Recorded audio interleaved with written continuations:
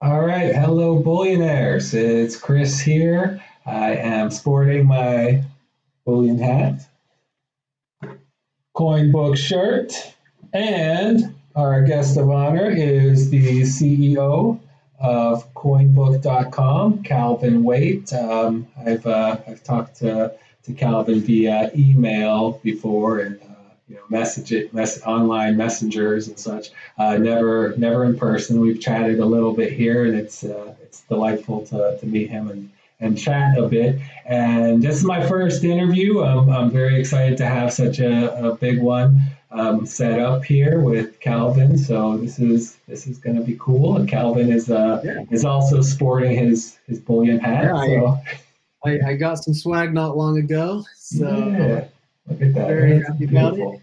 Beautiful I don't look logo. good in the hat, but hey, You look great. Everybody looks good in a bullion hat, for the record. So can't go wrong. All right, Calvin. So welcome. Happy New Year. Appreciate you taking the invitation and coming on here. Um, I guess we could just start off with, maybe you tell us a little bit about yourself, just so the listeners here are familiar and can put yeah, some background to the face and the person. sure. So, uh, I've been involved. I was introduced to cryptocurrency, Bitcoin specifically, back in 2012, and I was, kind of, I was involved in a lot of financial type of things. I studied finance as an undergrad and also finance in my master's degree. So I've done a lot of trading and a lot of messing around with markets. We programmed high frequency trading algorithms and done a lot of work, learning a lot about market making and different things. And we've been me and my partner Nate, we're looking for an opportunity to kind of really expand our reach and our impact in the crypto markets. And it was a couple of years ago when we first got introduced to Bullion, and we really fell in love with the coin. We really liked the community. We liked the international aspect of the community, and we really liked the chain itself, how quick it is. We like the idea of a staking coin to kind of break it up. I kind of feel like when you diversify your assets, you want to diversify across technologies as well when it comes to cryptocurrency. So we hold a lot of Bitcoin and other proof of work coins, and we've kind of been really selective about which proof of stake coins we like. And Bullion just rose to the top of the list, and we've been tracking the progress for quite a while now. So hopefully that serves as an introduction there. Yeah. No, that's great stuff. Yeah. And that's not uncommon. A proof of work seems to run the majority share of cryptos. So it's nice to see people seeing that the proof of stake and the green aspect and that nature. I personally think that's more the way that it goes in the future, but proof of work certainly has a claim on the majority share of the market presently. So yeah, it's interesting. It's good to diversify though. Absolutely, that's a great investment strategy. You don't want to put all your eggs in one basket, right? Yeah, yeah, they preach that all day long. Yeah. All right, Cal. So I have a few questions that I kind of come up with here, and we'll go with these. Maybe we'll transition into some other topics, or if anything that you want to discuss specifically, we can do that. And of course, we can do another interview at another time as well. Hopefully, the Bullion and Coinbook partnership will continue long into the future, and we're all going to grow together. Um, which would be the ideal. So yeah, first thing, you gave us a little background, um, and so as far as like cryptocurrency is concerned, you said you got involved in 2012, and I know you were telling this story a bit. I saw your last interview on Facebook, just how you got into it. I thought it was a cool story. So if you want to share a little bit about that, that would be great for the people who haven't heard your other interview.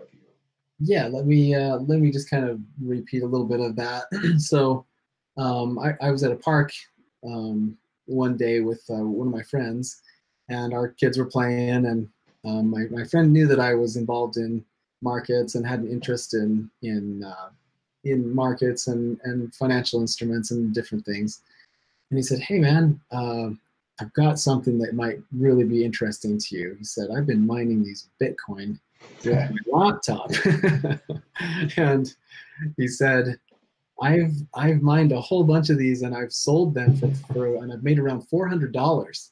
And I looked at him like, wait a second, you're mining Bitcoin with your laptop and you're making money doing this? Like, you have physical money, like you actually got dollars to show for what you've done. And he's like, yeah. So he said, this thing, Bitcoin, I've mined a bunch. I've been selling them at around $5. And I was just thinking, the fact that it was worth more than $1 was really the thing that it just really floored me. Because when you deal in finance, there are all these analysts, and there's all these technical analysts and chart people and everything else, and then there's the fundamental group, and everybody looks at all of this stuff, but really, what a company or what an asset is worth is what a person's willing to pay for it. Yeah. And the cumulative amount of the world's opinion on the value of something comes down to the people that are buying and selling right at that exact moment. And what really kind of got me is that here's something digital that people are buying and selling, and they are valuing that commodity at higher than the price of a single dollar in the United States. Well, that told me a lot about that there was something there. Yeah. And so I kind of asked him, I said, how on earth does this work? Well, everything electronic can be copy and pasted, and how could people be spending $5 on something that's electronic? It just didn't make sense to me. And he told me that it was limited, that there was only going to be 21 million ever, and that there's this mining thing, and it was all built into the software. And you know what? I believed him. And the reason I believed him is because it was trading at $5. Yeah. If it could have been hacked, if it could have been messed around with, if it was risky to a certain point, there's no way it would have traded for more than $1. And that's how I immediately could see that there was a global reason why this exists.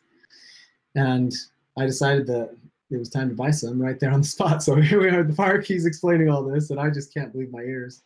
And I went ahead and bought 10 Bitcoin from him right there in the park for $150. I paid him $15 each, which was more than you could have bought it. But so anyway, you got ripped off.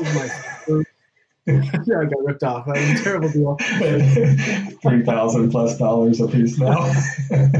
Yeah, so it was funny because I had to. It was a battle to hang on to those 10. You know what I mean? Yeah. I mean, we traded and messed around, and we lost money and gained money, and I lost 5.2 Bitcoin on MT Gox, and then we moved a bunch over to Cryptsy, and we traded and messed around there, and we lost. That almost liquidated us. We almost ran out with Cryptsy, and but we always kept things going, and we always had projects, and we were building and learning, and finally we finally got to a point where we had a decent amount, and so we decided that it was time to invest in the industry and really kind of move the ball and move things and move forward. So that's kind of how I began, and it has completely morphed into, hey, I want to, what I want to do with my life is I want to give to others the value proposition that I see in cryptocurrency, and that is, you know, I mean, it's a cryptocurrency can't be, I mean, it can be a store of value, but it has to have an exit. It has to have an entrance or an exit, or else what do you have? And there are a lot of coins that have died because there's no way to buy or sell them. And you have to have a simple way to get it in and out, or else the coin, I mean, it's the difference between a private company and a public company. You want to sell your private company, it's a pain. You want to sell your public company, you log in and in 5 minutes you've sold whatever ownership you've got. Yeah. And it makes a huge difference. And so we decided that we wanted to be involved in giving some of these coins a chance, and also, you know, be involved in the growth of cryptocurrency. The option of people buying something in a cryptocurrency means there needs to be a method of exchange. If a company wants to accept bullion, for example, but they have bills in dollars, they need a place where they can make that switch. Yeah. And that's the type of thing we wanted to add to the economy. Cool. Yeah, very good foresight on your part. See, I first saw Bitcoin when it was about $5 as well, and started watching it, watched the fluctuations.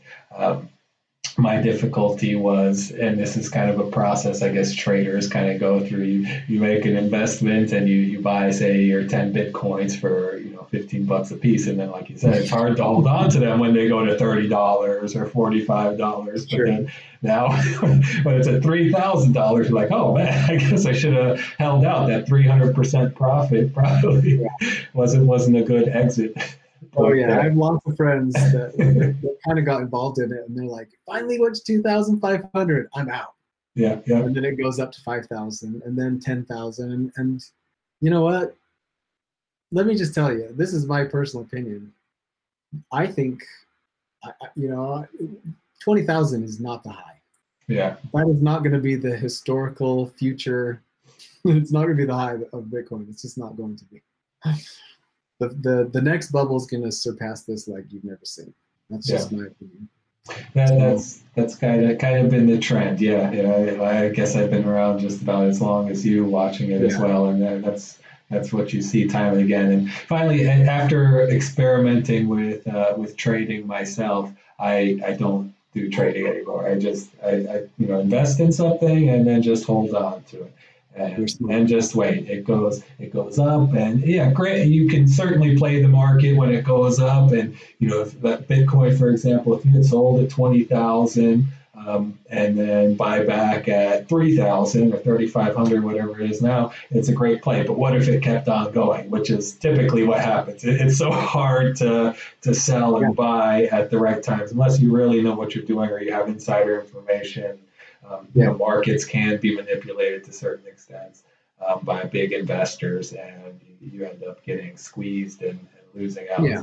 So yeah, that's kind of become that's my default now. Is just invest in something and hold on to it and just wait. And if it's something that you want to be a part of, you can always contribute and help out or get involved in the market like you've done yourself, which is really cool stuff. So it was your idea, Coinbook, or was it Nate's idea? You guys kind of came up with it. How did it say, hey, we need to start an exchange? And then what was the mission statement? What was the vision of this exchange you guys wanted to create? So Nate and I, we met in a restaurant. You know, this is only like 2 years ago, and I was just talking to him, and I said, hey, you know what? The way Bitcoin is going, and this is the beginning of, let's see, no, it would have been middle of 2017, and so finally we could see some of the fruits of our investments. You know what I mean? And we were sitting back thinking, wow, like the amount of Bitcoin that we have and the amount of coins that we are under control, you know, they're going to be pretty decent. And this was our conversation. We sat down and we said, and I said, you know what we've got? We've got the problem of rich uncle died and gave us a pile of money. You know what I mean? And I said, we have to come up with a business of some kind, because, you know, just being in markets, I know that what comes up can come down, and holding coins is essentially a high risk investment. And so we wanted to diversify that risk a little bit. You know, you've got your low risk investments that are your actual stocks and retirement, which is most people's medium to high risk. But then you've got, but then medium risk in our minds was, well, let's create a business, because it's risky and it's expensive, but it will create an income and it will create a longer thing. So we've got our high risk, we've got our middle risk, and then our low risk is, you know, just, you know, whatever we pull out in savings and live on, and, you know, the stuff that you got to take care of your family with. But so I asked him, we got to do something. I want to come up with some kind of business. And he looks over at me and he says, we should do a cryptocurrency exchange. And I looked at him like, you're out of your mind. I was like, do you know how many exchanges get hacked and like the problems they deal with? Like every government agency doesn't even know what to do with crypto, and the rules could change at any moment. And you screw up something in crypto and you're in trouble. Like it's very unforgiving if you bankrupt a company and you've got thousands and thousands of customers. You know what I mean? I looked at him like, that is probably the riskiest thing that could have come out of your mouth. And I said, but I had to digest the thought of it. You know what I mean? So anyway, we talked and laughed about it and everything else. But over the next few weeks, I really, really started thinking about it and realized that crypto is fun. I mean, it's an amazing industry, and it's absolutely cutting edge. There's probably no, like, right on the fringe cutting edge of new technology than cryptocurrency. It's the biggest thing that will probably happen in our lifetimes. Yeah. And as I thought about it and talked about it, I said, okay, well, if we do this, we need to have everything figured out. Like, we're not going to be doing a half job at this. Like, it's just too risky. So I used to work at Goldman Sachs, and they have a philosophy of risk quotient. And what they'll do is they'll say, this aspect of our business, if it's in this range, it's going to be, they rank everything 1 to 5.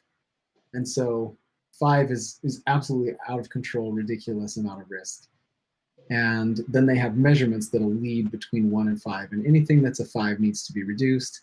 And then they'll continually like reevaluate their numbers and push them higher so that they can kind of control their risk. Like that's the investment strategy of Goldman Sachs.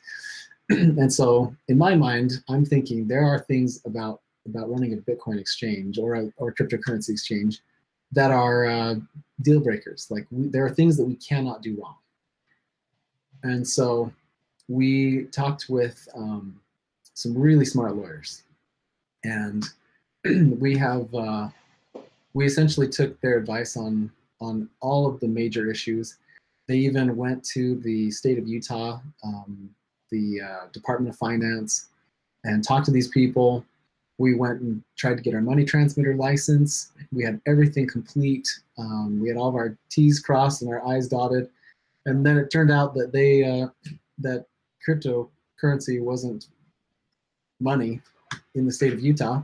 So we didn't need that. But because we had gone through all of that, we had documentation and a really good plan. You know, we have a great paper trail of why we're legal doing what we're doing, and we've just really been careful about a lot of that. And then and now we're currently running, and all of our coins currently are all cold wallets, like deposits and things that go into Coinbook. They are all on Harbor wallets, and we've worked out a system to where we manually approve the sends and things like that. And that is, so it's interesting, like the wallets that are generated are not connected to the internet, actually. Yeah. We generate the wallets offline, Yeah. import them into a database. And so our structure is as absolutely as secure as it can possibly be, because we don't want to wake up the next morning and see, you know, Yeah. good morning, FBI, how are you today? You know, I mean, there's some things that you can't do wrong, and we are absolutely not going to make those mistakes. But I mean, that's how Coinbook started. I mean, I kind of went over on your question. No, that's good. That's but good. We take it so seriously. I can't even tell you.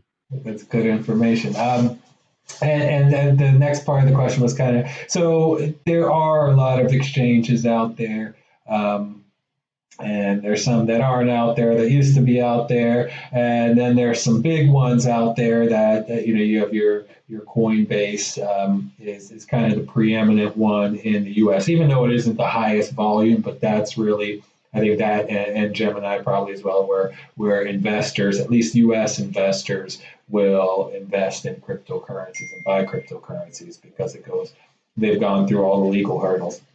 So now we have Coinbook coming online, and Coinbook. What is the differentiation between Coinbook? I know you guys have passed through all the legal hurdles, so you guys have met the same qualifications. But why does United States presently, and hopefully the world at some point, but why does the United States need Coinbook? What's Coinbook offering? Who's your target that differentiates from what the Coinbases, Geminis of the world are doing? Yeah, well, I'll tell you, during the Bitcoin split, where Bitcoin Cash came on the scene, Nate and I were just fed up to no end with all of the groups that essentially, it was kind of a money grab in our eyes. Yeah. It kind of felt like, originally when Coinbase added a coin, there was a huge pump before it was announced, and there was a lot of corruption. And I think that, I think they've added some things and mitigated some of that. So I'm not going to say that they still have those types of problems, but back when we were dealing with that, we were frustrated by how they confused everybody between what a Bitcoin was, and it just really, it really infuriated us, because in our minds, cryptocurrency is it's supposed to be a grassroots concept. It needs to be money for the people, by the people, not controlled by the government and everything else. And I'm not against government. We're complying with everything as far as banking laws and regulations, and you'll see that on our site. But what cryptocurrency gave the world was an alternative to banks, and it gave people choice over how they spend their money. Well, the last thing we need is another cryptocurrency. We don't need a different type of bank. And that's exactly what these other exchanges are. Hey, we're totally in bed with Wall Street. Like, hey, we got all these Wall Street insiders, and we got all these people. That wasn't good news to us. I mean, yeah, it helped the price. I mean, it pumped the price up pretty good. But where are we now?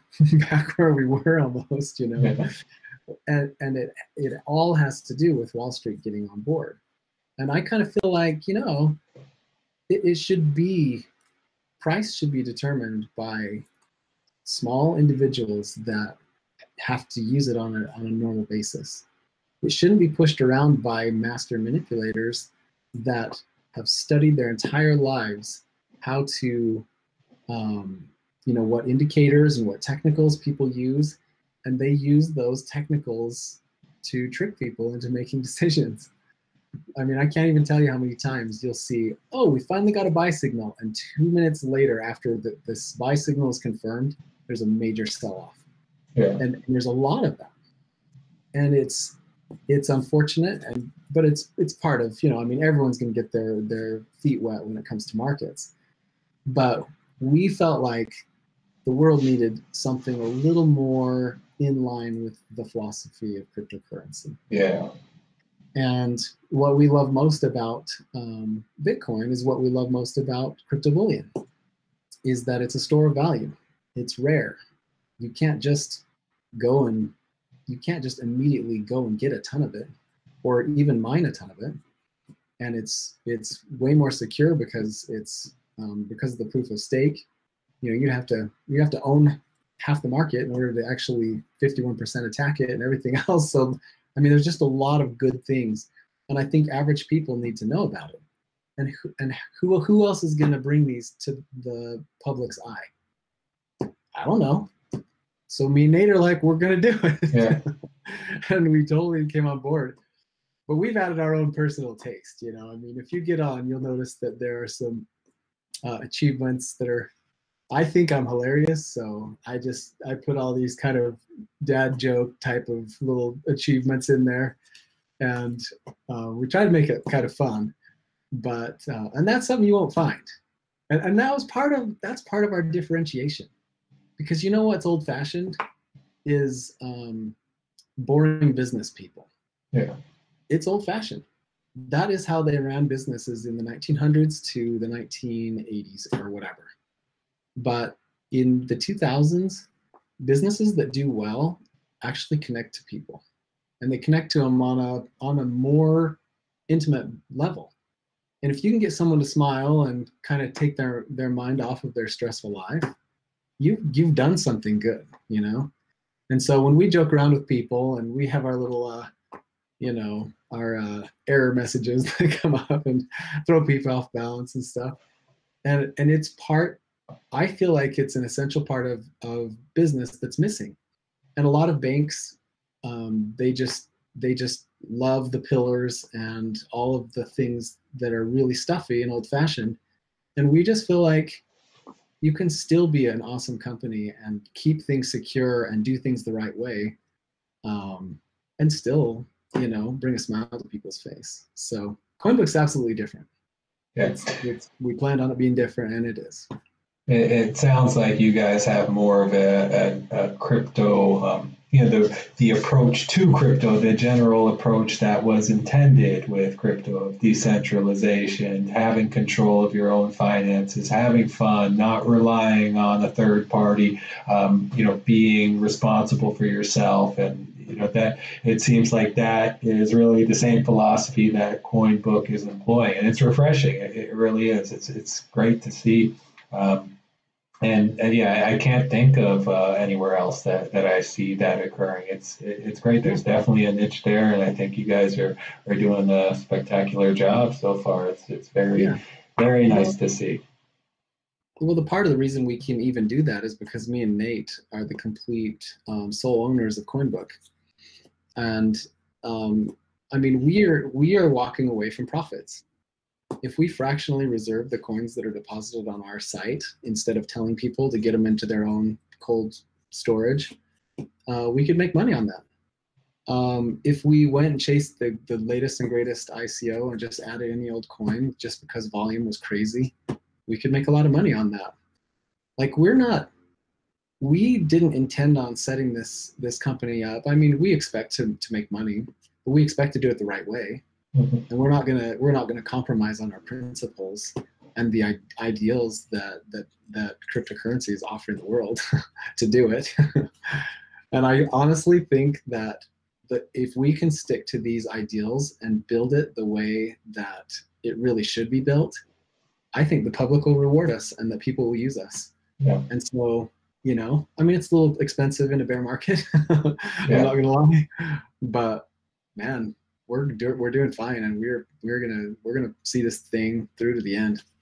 So awesome. Oh, good stuff. Yeah, thank you for what you guys are doing. It's awesome. I guess staying in the line with Coinbook, I know you guys recently added Litecoin, correct? What coins are listed there? And then do you mind just a quick overview of what the philosophy is of how a coin gets added, and what you guys are not looking to add? Kind of give us the differences between those two, please. Sure. So we have 5 coins that are live and trading on our site. And they are the 5 that Nate and I discussed a year and a half ago of what we wanted to add. And honestly, I don't even know if we're going to add another coin for quite a while. The idea was we wanted to create an exchange where people that were new to crypto would have a safe place to buy and sell. Well, part of providing a safe place for people to buy and sell is providing the right assets for people to trade. You can't add the most, like the newest ICO that hasn't even seen its first hype cycle to your exchange and expect people to not get hurt. Yeah. It's just not going to happen. And so we added only coins that are 4 or 5 years old. So we've added, of course, Bitcoin, and then Bullion was next, and then we had Digibyte, now Feathercoin, and then finally Litecoin. So those are the 5 that we are adding, and they are all coins that have been through plenty of hype cycles. There's still a community there. They are coins that we like personally. They just, and this is the idea, is that we wanted coins that were not ICOs, that aren't tokens, that aren't securitized assets, that aren't any of these, more recent manufacturers. Because honestly, who knows what the futures of those are? I don't. And I'll tell you one thing is anything we add to Coinbook is going to stay there forever. Like, we're not planning on delisting anything. And so that makes us really judicious. Yeah. We have to be looking way into the future to say, is this the type of coin that we can stand behind for a long, long time? Can my friends and family buy these coins and there's a future there? And Bullion's one of those coins. It's one of those really old coins. It's got great ideas. You have active developers, and we're just going to provide a market. And if you've got a good coin and you've got a market, nothing can stop that coin. You just can't. Cool. So. And you're going to see me swinging around here some. You probably already saw it already. There's a mosquito that's flying around. I haven't been able to catch him yet, but let me see me doing crazy stuff. That's what's going on here. Hopefully that doesn't throw you off. It's a little late over here. The cleaners just came, so if they turn on a vacuum, I might go and talk to them. So okay, anyway, no problem. Yeah, and that certainly is helpful when you're looking at something for a future or for long term. It helps to have some kind of past to kind of look at and gauge things by. So I think that's a very good approach, looking at things with the history rather than just promises of the future and what are you going to do, as opposed to what have you done and what do you plan on doing in the future. Getting both of those pieces in. Yeah. And the public reception so far, how's that going? I know you guys are pretty new. I think you first launched with Bitcoin. Correct me if was it end of November, beginning of December, right around there? We actually launched on October 31st. Okay. 10-year Halloween. Bitcoin. Yeah. Yes. We hit that and launched it, but to be honest, we weren't quite ready. It was a little rocky start for us. We had some issues with verification and things. People, we had to kind of hold some hands to get people through the process. But I'd say that our system was majority of the way there, mid-December and end of December. So we're starting off a new year, and we finally started seeing a decent amount of volume this month, and we're starting to move forward. I'm not going to get specific because we're still young and there's nothing to brag about quite yet, but it's slow and steady. We have people signing up every day. So the idea is to just keep that little ball rolling and that ball get a little bigger. And as the months go by, we're ready to go. But our business plan is, we are going live in a bear market, and we know what the environment's like. People are not looking for Bitcoin right now, and so it's a little tougher sell. And we expect this to probably last 6 months to a year. I think within 12 months, I think the market will absolutely turn, and I think we'll see a whole different scenario. But we are still we still have lots of runway to last a good year in a bear market. So that's sort of our plan. Reception's been decent. I mean, a lot of people who understand what we're doing, they like it, and so slowly but steadily. Nothing to get all crazy and brag about yet, but we're getting there. Yeah, but growth, and then also, that's it's easier to kind of not necessarily learn on the job, but grow an exchange as you grow the interest, as opposed to launching in a bull market. You would just be flooded and overwhelmed, and then this kind of gets you the opportunity to tailor your approach and have that more intimate, personable response and feel. So it fits well. Yeah, we are building every day, so it actually is really nice. Yeah, because we have plenty of time to tweak and improve and make improvements. We just pushed an update even today on how banks are linked and things, and it's way simpler and way more intuitive. Like, we're gonna get through a lot of this stuff, and we are getting it ready for the volume, and it's coming because just like in 2017 when your friend from high school that you haven't spoken to in 30 years calls you up and says, "Hey, I heard that you were into Bitcoin. Could you explain how to this and that?" People are coming out of the woodwork asking for advice. Well, that's coming again. So we'll be ready for it when we get there. Yeah. It certainly, I do think it's going to come again, and I think 2019 could be a big year for cryptocurrency in general. And it's such a strange environment now. I guess there's a government shutdown going on. I steer clear of news, and my news for some time was just I'd see things relayed on Facebook, but Facebook I'm not even really looking at now either. So I'm aware of things going on, but it can kind of get depressing, the things that you hear. But just it's a very interesting environment. Let's put it at that. That's going on, and worldwide. So who knows what the future holds, but I hope people are taking opportunities to diversify into different things. If you can, I think some precious metals, maybe some land, stocks, 401k, and put some cryptocurrency in there as well. Get your bases covered so you have a future.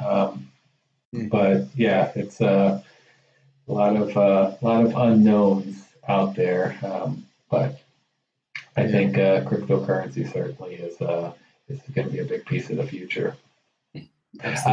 What are you guys doing as far as marketing now for Coinbook? I know you've been hitting the interview circuit, and it is, as you have mentioned, it's difficult to really promote things in the current state of the market.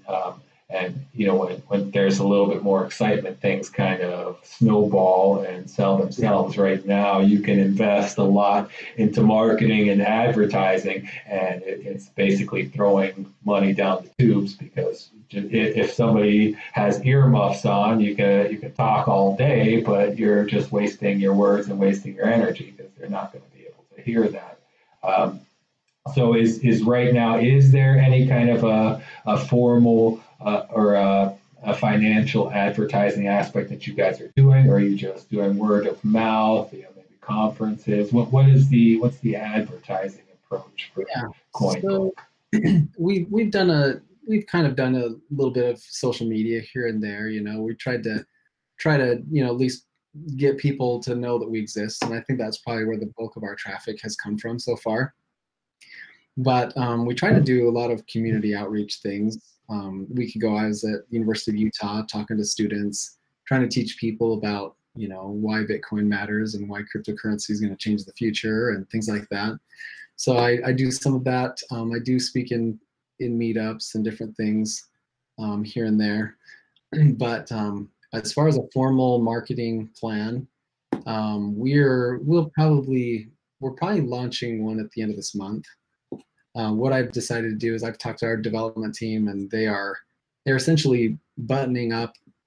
So what's kind of neat is that we've got a good user base right now. Like here and there, we'll get suggestions through our support ticket system, and they'll say, hey, you know, this would make me feel more comfortable, or this didn't quite make sense to me, or whatever. And people gave us some good suggestions, and we've got a list of things that we want to really have perfect before we can really take on a decent amount of volume. So I'm thinking that by the end of this month, we'll be ready to do a pretty decent push. And so, yeah, I think we've got a pretty decent budget for advertising. I've actually been holding off on pushing that until we have things exactly the way we want them. But I'm really proud of our site right now. It's very, very functional, and everything's, you know, pretty easy and crystal clear. So we're just about there. Cool. Yeah, that's a good key. Make things easy for people, and that's important. I think I may have seen this on Coinbase. I don't know if this is something you guys have looked at, but they do.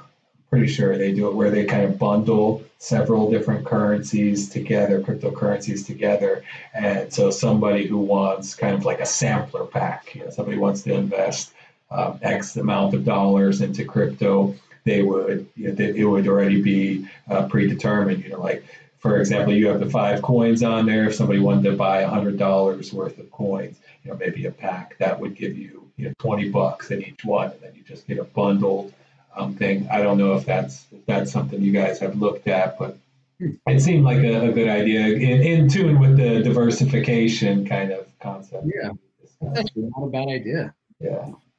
I'm gonna write that down.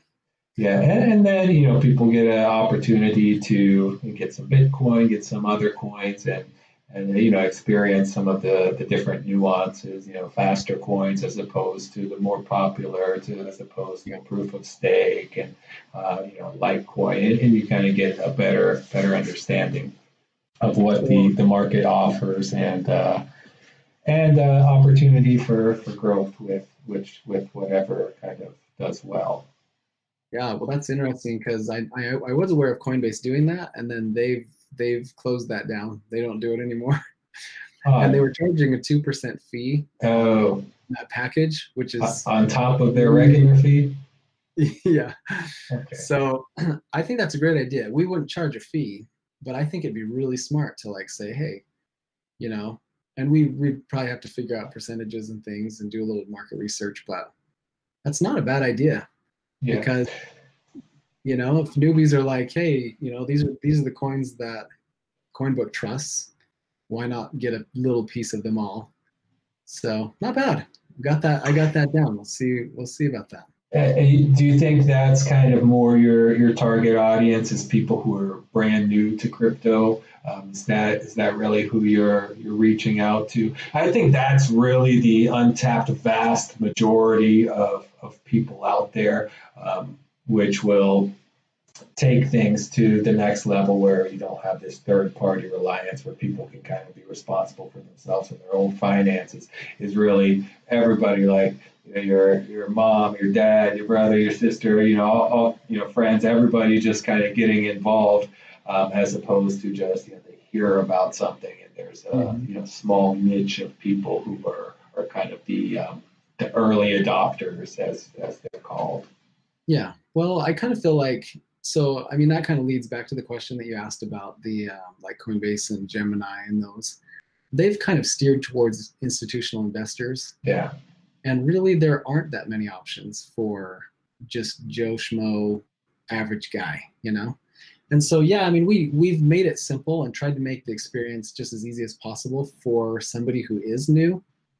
But really, our target market is really anybody that doesn't want to be an institutional investor and be, you know, I mean, even people, probably the majority of the people that are registered with us now are people that have been involved in cryptocurrency for a long time, but they don't want to support some of these larger companies for philosophical reasons and for some of the decisions that they've made. And it's kind of like, I just think that since we kind of, our philosophy is a little bit more in line with what cryptocurrency sort of is supposed to stand for, at least in my mind, that's our target market. People that don't want to use another form of banking. I mean, a lot of these other exchanges, they're banks. Yeah. That's what they are. And we're trying to not be that. And so we're tailoring for everyone who can see through that, I guess. Yeah. It's good. It's good stuff. And what is 2019? I know you said in about a month you got some advertising that you're probably going to be kicking off. What else is in store for Coinbook for 2019? Oh man, we got a lot of stuff in store. So we have plans to create a little bit of a store. And it's not really supposed to be the focus of the site, but we want to give people a place where they can buy hardware wallets and get access to things that will help them. And so we're going to probably rely on, ideally it would be really neat to create a little, if we could figure out the development for crypto bullion, to figure out like a Raspberry Pi wallet or something that people could have access to, like we would totally put something like that up on our site. Yeah. Just anything that will help people, give them the tools that they need to be successful with cryptocurrency. Also, we'll probably put some little swag on there.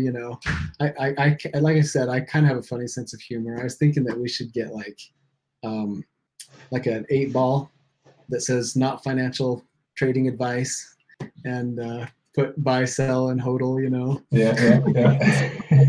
It's fun. The magic 8-ball of investing. Not financial advice. I have to say that. So funny. But anyway, we just want to come up with some stuff that kind of pushes the cryptocurrency industry forward and things like that. Yeah. So that's something that I really like to do. And what I'd like to do is allow people to buy that kind of thing with either the dollars that are on their account or the cryptocurrency that they have. Yeah. So create something like that.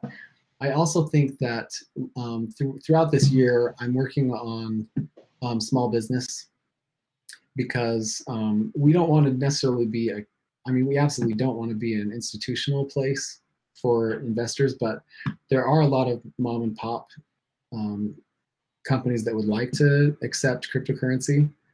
And if we can create some tools for them, that would be a huge win this year. I would really love to get that moving. Going international would also be really amazing. So we've got a lot of work ahead of us. So everybody that's supported us to this point, we absolutely love you to death, because we have a ways to go. We're behind. We don't have $1 billion raise like some of these other companies to just build everything. We're going organic. We're going slow and steady, and we're building things slowly but correctly. Yeah. And but yeah, I feel like we've got a lot of things to do for this upcoming year, and I think a little bit of like small merchant options and things like that. We've got some things that we got to get going, but I don't obviously have anything to promise yet. Well, no, it sounds like you have plenty of ideas though, and things that haven't really been done. And it sounds very exciting. I'm excited to watch, and I'm sure we'll be having you back here to talk some more about the developments that you guys have and how things are progressing. It's been great to have you on here. I really appreciate you taking the time out of your schedule to be on here. I know the Bullion community has been big fans of the Coinbook being on our roadmap for some time, and everybody's excited about the Coinbook launch and the Bullion listing, of course. And this is really exciting times for everybody. Really looking forward to the future, and it's been great to have you on here. Anything that you'd like to share or mention that where I haven't steered the conversation? Anything else you want to throw out there? Well, not really. It's funny, I have a lot of opinions, and I have a lot of things that the way that I think things should be run, and we're just kind of going after it. But you know, I also recognize that, you know, Coinbook may not be for everybody. You know, there are some people that may not appreciate our sense of humor. I mean, that's possible. A lot of people do like to get offended at little things. You gotta walk a fine line. I saw it was like a public service announcement. I don't remember what company it was, but I got an email where they were apologizing. I guess, you know, the Home Alone movie. They had made some kind of a comment in their Christmas card saying, "You filthy animals," you know, that one line from there. "Keep the change, you filthy animal." So they had used the filthy animals thing. People got offended by it. They had to do a formal apology via email. Like, oh my gosh, you can't have fun anymore. So yeah, you got to kind of be sensitive. But I appreciate that kind of stuff. So. But yeah, I understand exactly what you're saying. Yeah, I mean, we're trying to do things the right way, and you know, we got challenges, and we got things we're working through. But wow, I'll tell you, where we started and where we are, man, we love where we are right now. Things are looking great. Things are smooth. Trades are processing just fine. Like, things are rolling, and I'm telling you, I've been really excited about Bullion and the future that it has. You know, obviously, we got news about the Cryptopia, and that's really sad. You know, that was a good place to. It was probably our higher volume place for a Bitcoin pair. Which, by the way, we probably won't do any Bitcoin pairs on Coinbook. The niche that we're hitting is we're trying to help people get in and out. And I think people should use a decentralized exchange for crypto to crypto changes. I just think you do. I think you should. We're only centralized because you have to be. Somebody's got to be connected to banking, and somebody's got to make sure that the laws are being followed and everything. So that's where that's our place where we've camped out. And I think it's a bottleneck, and it needs to, you know, it's something that needs help. But I'm so excited about all the other developments and things that are happening, and I'm really excited for the future. So won't be long before Bullion gets to a little nicer level, but we'll be patient for the market too. Yeah, absolutely. Well, there you go, Bullionaires. Calvin Wade, CEO of Coinbook.com. If you haven't checked them out, please do give them some support. They're doing things differently. They're doing things the right way and organically growing and promoting decentralization. It's really I couldn't be happier with the matching for Bullion and the Bullion community. So again, Calvin, thank you for your time. Bullionaires, I'll be back with another video sometime in the near future, and hopefully we'll have Calvin back again here very soon, and give them your support, guys. All right. Thank you. See ya.